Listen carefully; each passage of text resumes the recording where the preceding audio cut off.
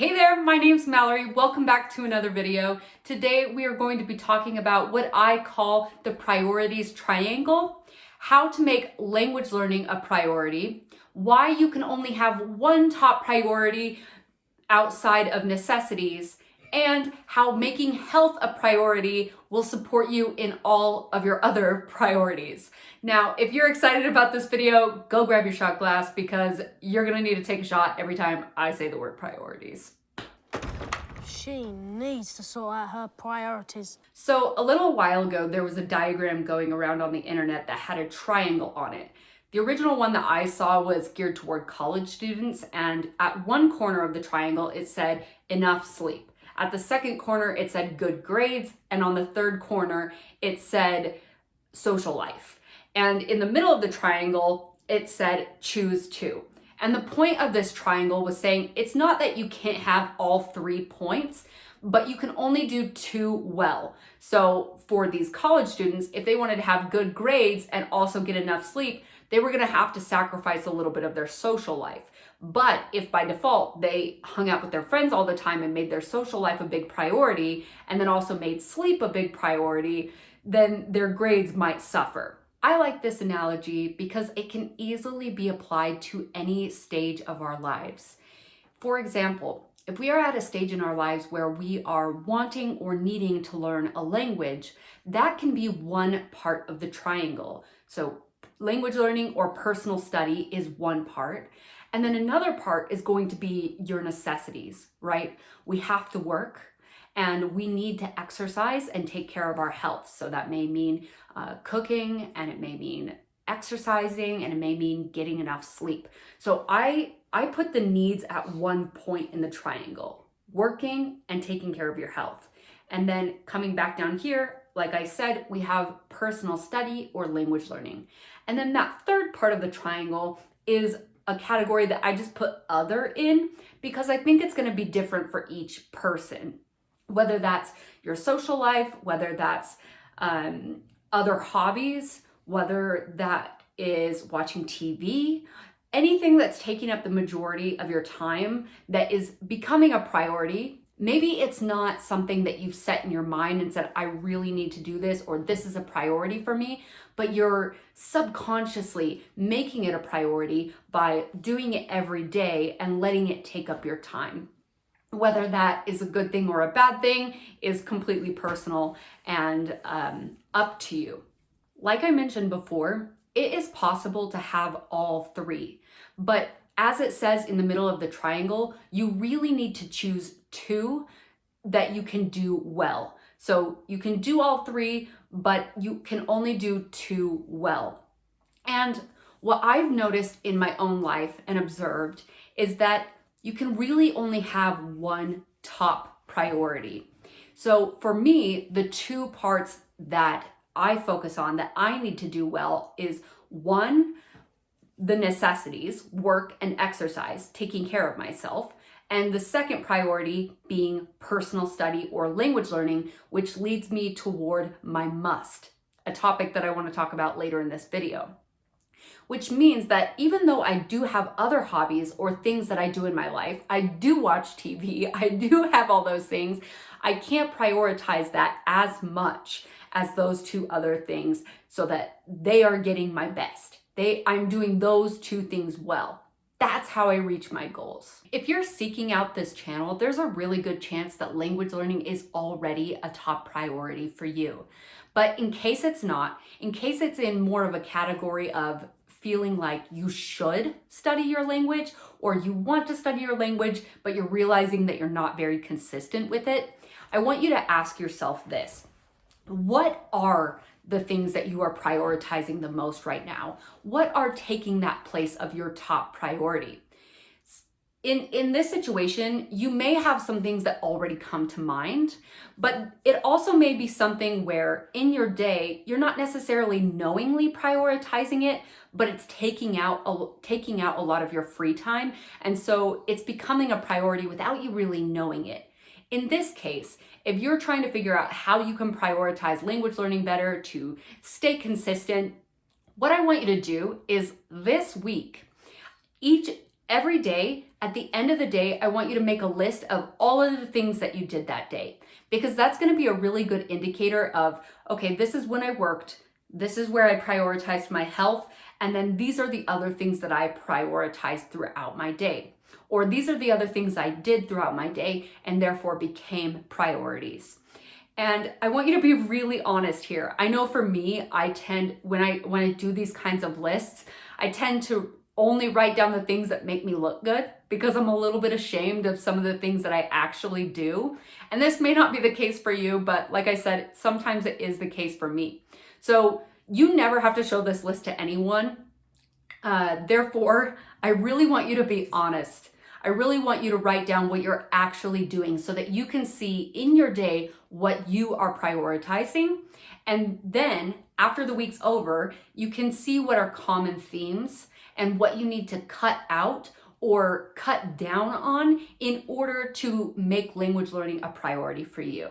Maybe that's scrolling through social for a long time, or maybe that's watching TV, or maybe that's focusing on another hobby that, as much as you want to give that your all, you know, hey, I need to make language learning a priority right now. And that doesn't mean I can't also do my hobby, but maybe I need to do it a little bit less.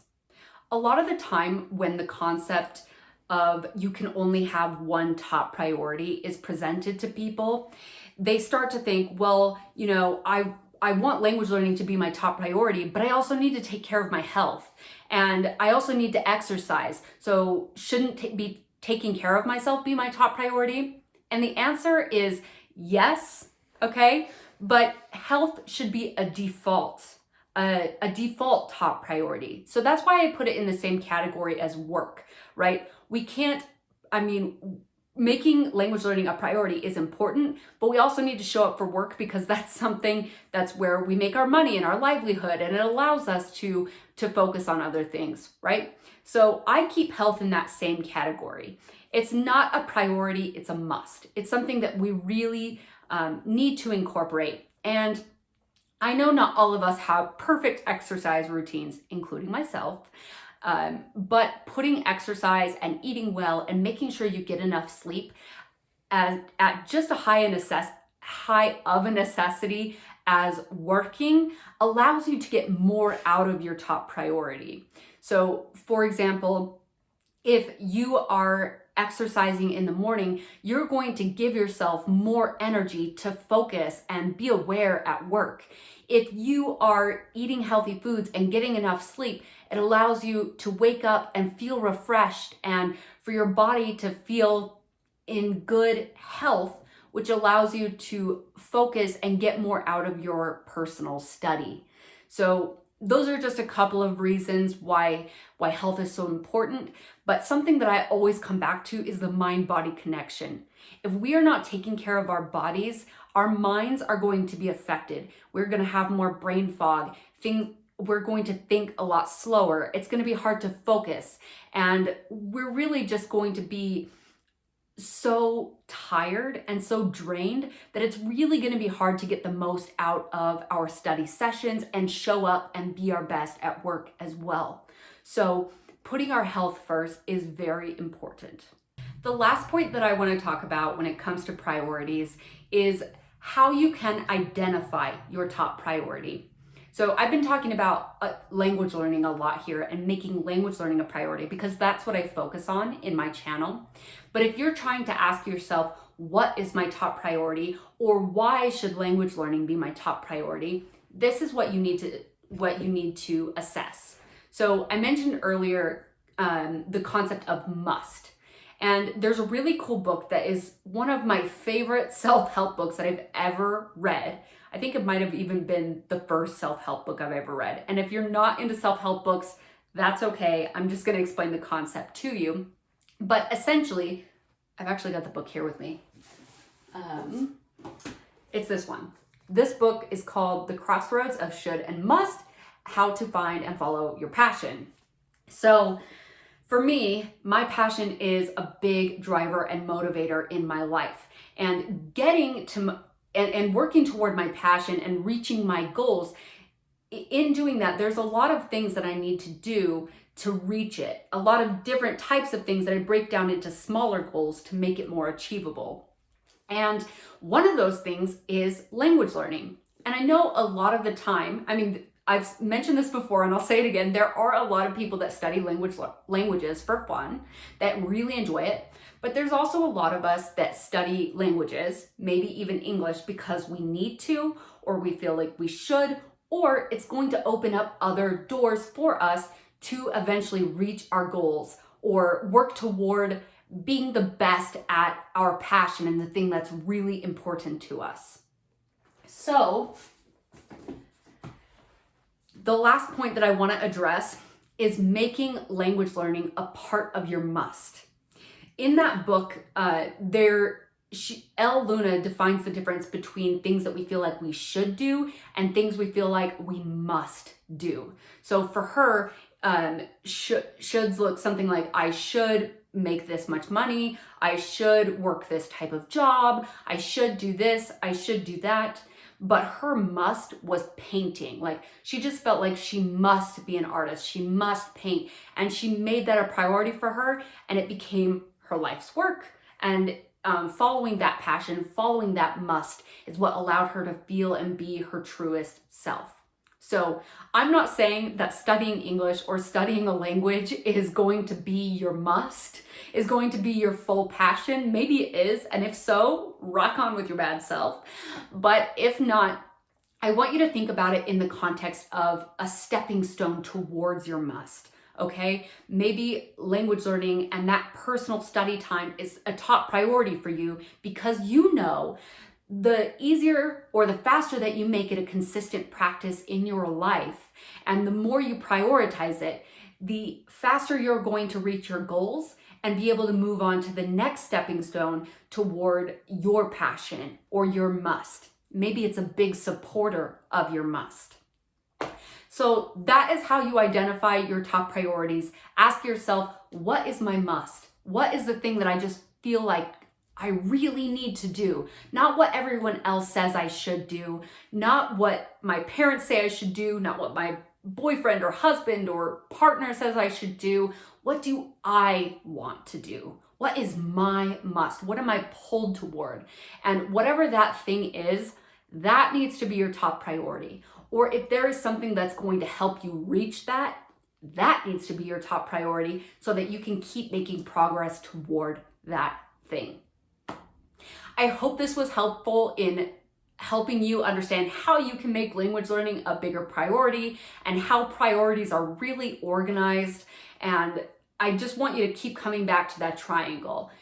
Making work and health your priority and making personal study or language learning your top two priorities. That, if you focus on those two things the most, then you will do them both really well.